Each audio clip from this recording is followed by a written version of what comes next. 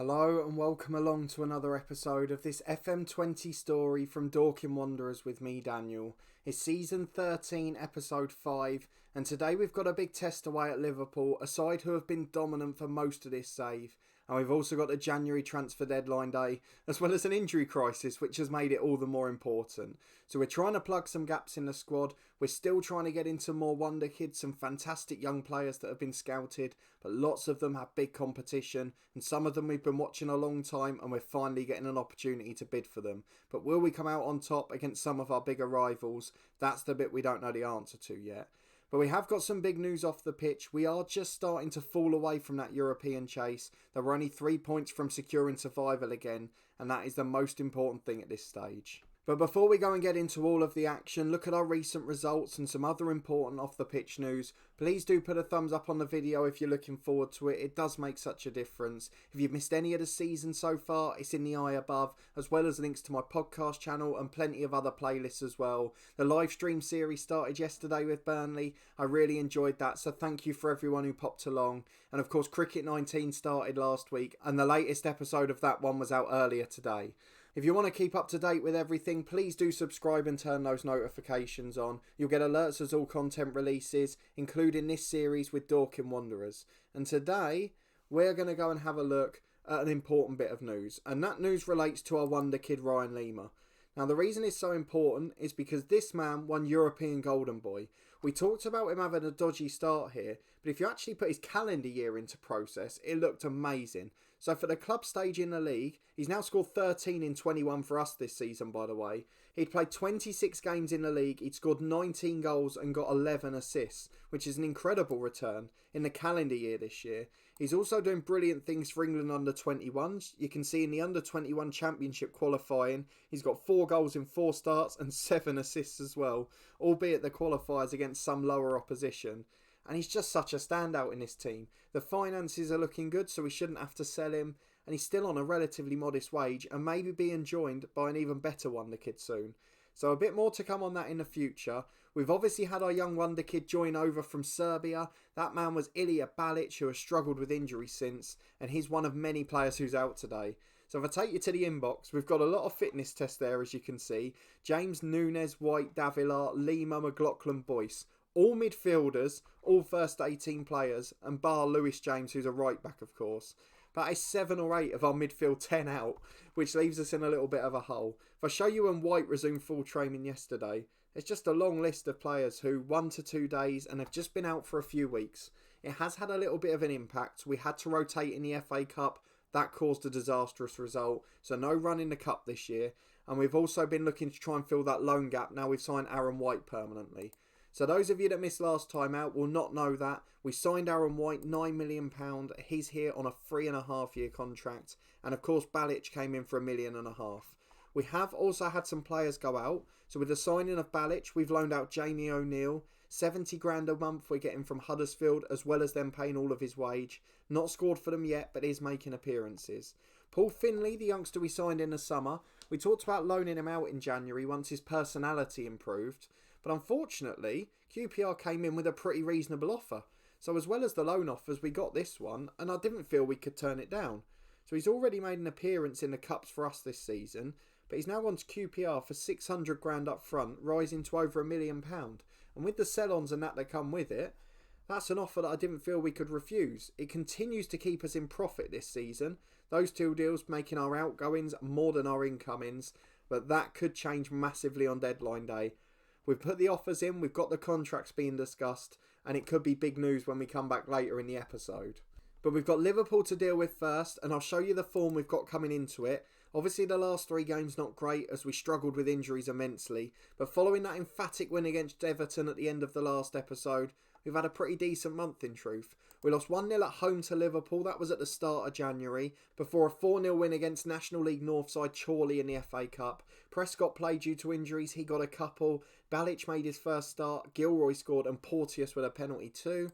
A 3-0 defeat at Arsenal. Justin Kluivert and Mason Mount, wonder kids at the start of the game. There's no begrudging them scoring the goals. Before an epic 2-1 win at home to City. Ryan Lima in the 89th minute, after we thought we'd blown it a couple of minutes earlier. And Peter McLaughlin with a first half goal. He always seems to score against City. He continues to improve. He's a very good player now. And what a Premier League pro he's going to be long term. Potentially, actually, the only one who could break that appearance record. He's been here a few years now.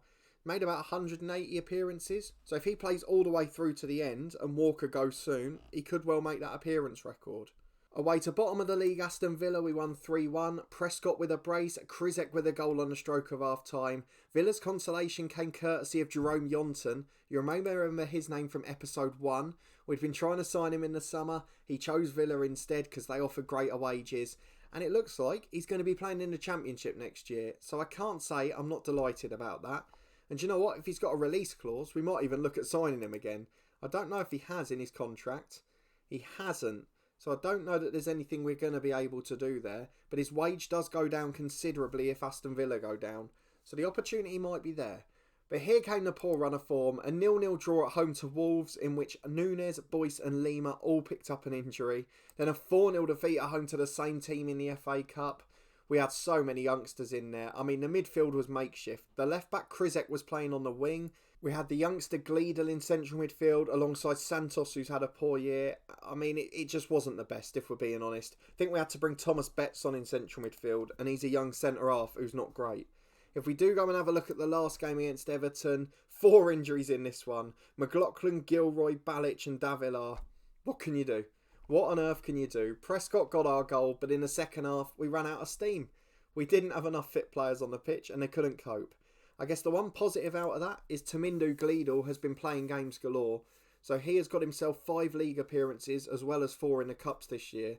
And he's continuing to improve at a rate of knots. His potential is now 4.5 star, which to put it into perspective is almost as good as Ryan Lima is now.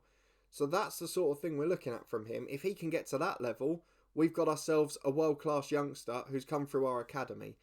I don't think he is quite that good, but he certainly could be a squad player at Premier League level in the future. So let me know what you think about him. The fitness improving, so I think he's got a chance now, and his personality's fairly good for a 17-year-old. But let's go and get into the game against Liverpool, get that out the way before deadline day. We know it's not going to go well. Even from the last game, the whole attacking midfield three is unfit. Aaron White is back, but he's not as fit as Davila, though Davila has now picked up another knock. So what on earth do we do? Krizek will come in. One of those two is going to have to play on the right. So Krizek is a left back and Aaron White can't really play there. So I think we go Aaron White in his strongest position and then Krizek dropped. Lewis James will go in there. Núñez is fit but not match fit. But he's going to have to go on the bench because we haven't got anyone else to go there.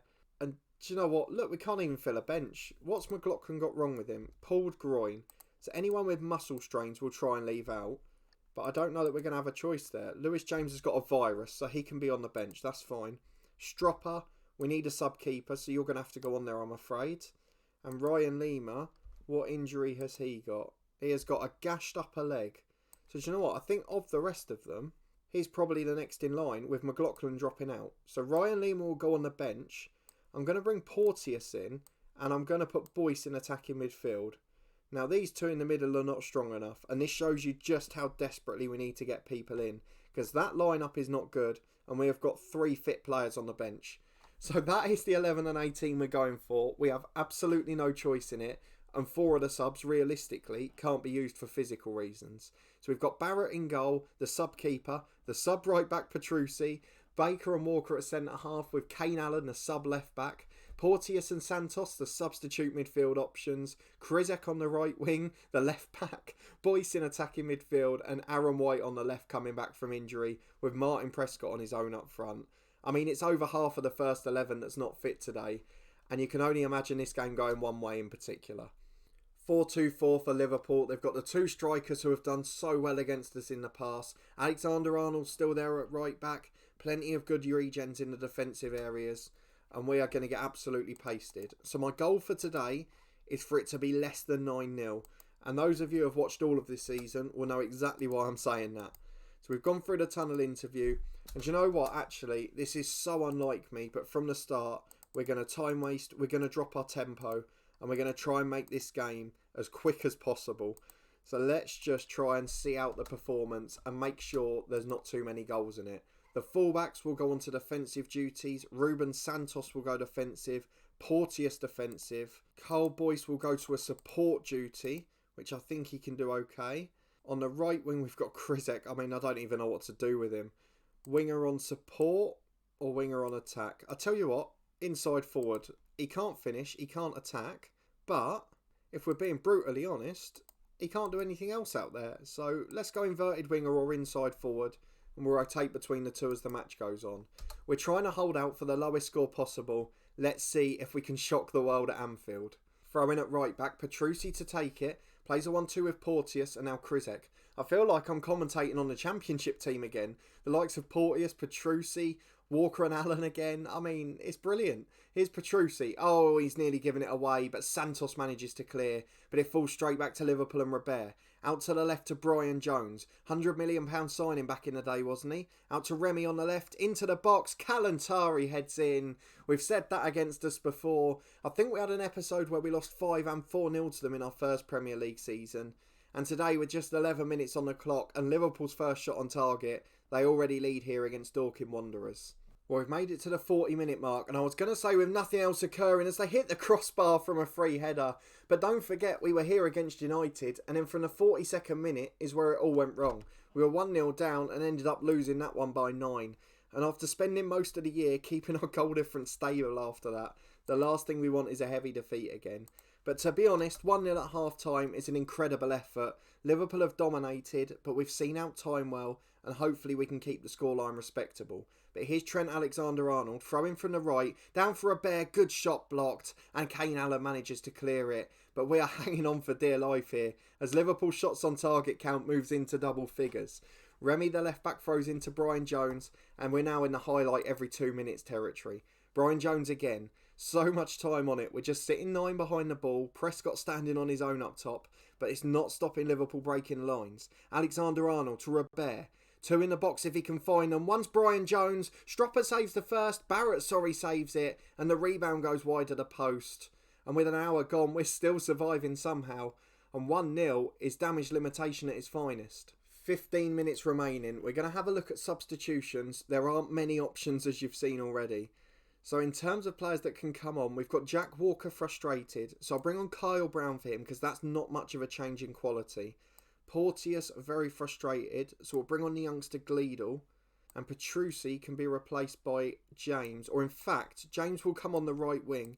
He will replace Krizek, who's on a yellow card and looking a bit dangerous there. So he'll go to the winger on attack. And then in central midfield, Gleedle will be a deep line playmaker. What's his preferred duty? Support. So we'll have him on there. And with 15 to go, can we keep the scoreline down still? Free kick in central defensive area. Gleedle plays a 1-2 with Baker. Out to Petrucci, the right back. High press from Liverpool, but we're keeping the ball well. And I tell you what, if we nick a point, there will be pandemonium here. Here's Kane Allen out to White. It'd probably be the best result of the series, given the circumstances. The first, to be fair, after 18 months. The first real injury crisis we've had with Dorking in the Premier League. But it's happened when our squad is at its smallest. Gleedle with the ball forward. Alexander-Arnold intercepts. And that is all too easy for Liverpool to deal with. They probably feel like they're playing a lower league side, And to be honest, they pretty much are in terms of quality. Here's Brian Jones again, has absolutely run the show. Chance to make it 2 as he goes out to Roberto. There's 2 on the overlap, but Roberto goes alone. Oh, it's a brilliant save by Barrett. Not had the best season, caused a few troubles off the pitch, but that save up to his top left-hand corner is absolutely exquisite. Will it make the difference though? The corner's in, and Barrett makes the save again, but this time holds from Munoz, the centre-half. 8 minutes to go. 1-0 is incredible. We stay in 7th place. 25 games gone. It is absolutely fantastic. It's been a great story again. Barrett tips one onto the bar. And despite a 1-0 defeat so far, he might well be man of the match here. He's the only one whose rating is verging on a 7, and it probably deserves to be higher. Robert with a corner. Knocked down. Oh, it's in for 2. Spoke too soon there. Collado puts it in. It was bobbling around all over. And Liverpool, you have to say, deserve it. But 2-0, still not a disaster. 2-0 is the final score at a packed Anfield for Dorking Wanderers. I have got no problem with that. Against a very good Liverpool side, the lads put in a good effort. Players like Gleedle getting another opportunity, Liverpool going top of the league with that result, and Ben Barrett, the sub-keeper, I tell you what, he might get players interested with that one. And considering we keep getting offers for Stropper, it might be important. But we've dealt with the press conference, and we've dealt with the tough assignment with a very depleted squad. And we've survived it with our dignity still intact, which hasn't always happened this season, as you've seen. But let's skip ahead to tomorrow. It's transfer deadline day, and we'll see if those big deals that we're looking for get over the line. Here we go then. Time to take part in transfer deadline day. We're not going to do any new deals here. We'll see if we get any offers for players, of course. But for now, at the moment for us, it's just about dealing with the ones that come in. So fingers crossed, as we start scouting players again, we'll be able to get the one we're waiting for over the line. So it's not the big one we're waiting on, but it is one of two deals that will get done today if all goes to plan. And we've got to choose between two players to bring in on loan. So we've had a lot of injuries with the players on the left-hand side, which is why I put in a bid for this guy, Norel Gonzalez, on loan for the rest of the year. He can play naturally pretty much anywhere down that line, but he doesn't really suit our tactic perfectly. In contrast to that, we've got John Keeling, who we nearly signed in the summer. He's not quite as good, but he can play in almost all the positions we're short of, so I feel like we have to go for him. It's less of a wage contribution, and for players who aren't really going to play if everyone's fit, it seems more sensible. So John Keeling will come in, and we're going to have to reject this deal for Gonzalez as we're only allowed 2 domestic loans. It's replacing the spot that Aaron White freed up, and that is going to be the first signing of deadline day. 2-star ability, 3.5 potential. You can see he's very much the 4th or 5th choice in every area. But with the amount of injuries we've got, to have that backup in those positions, and to be honest, the only thing that can happen is he can pleasantly surprise us. He's got 26 first team league appearances for Wolves under his belt. He's got a decent career and a bit of experience. And at 22, I feel like is a good addition to have in the squad. Well, Lewis Hone seems to want to change the party. He does not often get involved, but he is now looking at a replacement for Mitchell Baker. 16.25 million from Birmingham for Bradley Bond. 3.5 ability, 4-star potential.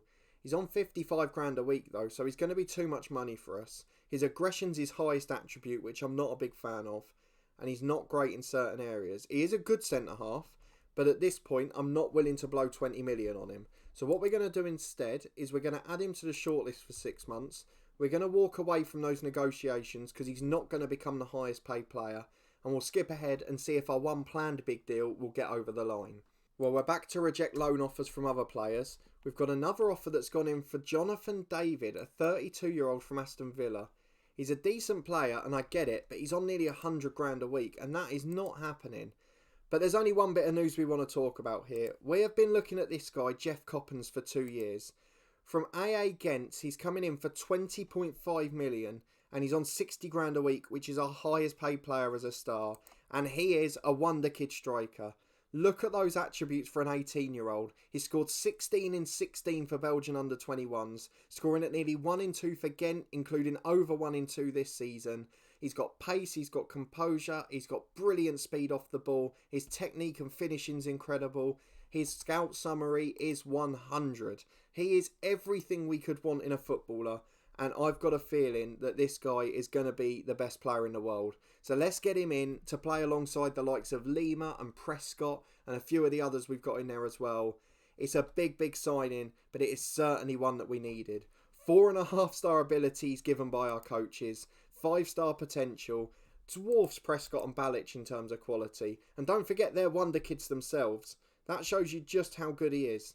Jeff Coppins, let's get it off Darryl Flahaven and to a technical coach. Oh, he's absolutely brilliant. What a fantastic player at 18, and imagine how good he's going to be in a few years.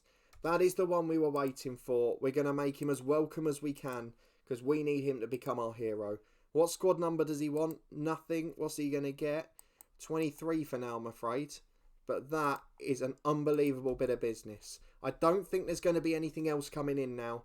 But let's just get through deadline day and make sure we don't lose any of the stars. As it stands, on course to be a brilliant day. He won't give up, Lewis Hone. He's having a very busy deadline day. He's clearly seeing us needing attacking reinforcements as well, but I'm happy with the 2 we've got and giving Gleedle the odd chance. 31-year-old Alvaro Barrial from Tottenham. cover on the two wings. He's on 130 grand a week. I don't want to go massive on wages, Lewis. You've got to bear in mind we've got a structure to work with here. We've got to improve the youth facilities, the recruitment, the stadium again this summer. We cannot be losing these people, and we can't be losing Carl Boyce either. Back for another offer, this time for a younger player. Ahmet Yilmaz Elsiler, a 23-year-old from Besiktas, and where can he play? Central midfield. He's not a bad little player, actually. Let's have a look at him. Up there with Boyce and Nunes, he wants more money. We can't be doing that. Why do they want so much money to come up to the Premier League? We're not going to be loaning out Gleadle. And no matter how many offers Lewis Hone makes, I don't think he's going to find the right one for us. So we're not going to do much more. We're going to skip through the rest of the day. And hopefully it'll be a calm end for us. There's another offer from Lewis Hone, though, who clearly wants to do differently. He's bidding for Hearts' Kieran Parry. He's not the most versatile in the world. And again, he wants more money. He wants to be the top paid player at the club, to be an average squad central midfielder. And we can't be doing that. It's why we're so careful with the signings. I appreciate Lewis Hone sees that there's a gap there in the squad. But we have to do it properly. And with Keeling coming in on loan and the signing of the wonder kid Coppins, I feel like we've done that. There's another offer for Tom Kerr, right winger and striker. We do need a backup right winger. That bit I'm not going to lie about. But what have they put the offer in for? We've got this again. He wants to be the top paid player despite the weird thing happening here. He wants to be the top paid player and he wants 15 million. You can't have that much for him. Another offer, 20 million for an average centre half. Imagine if this was a director of football save. It'd be an incredible day. But as it is, he's just annoying us at the moment. Ahmed Jaziri, this is the most promising one so far. A young right winger, now we're talking. £850,000 release clause, 2.5 star ability. Let's try and get that one over the line. We've got an hour and a half.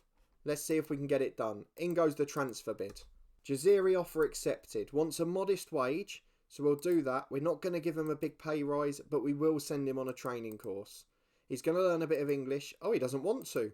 He's not happy if we don't give him a big pay rise, so we'll put it on there. But if he wants a silly amount of money, we're not going to offer it to him.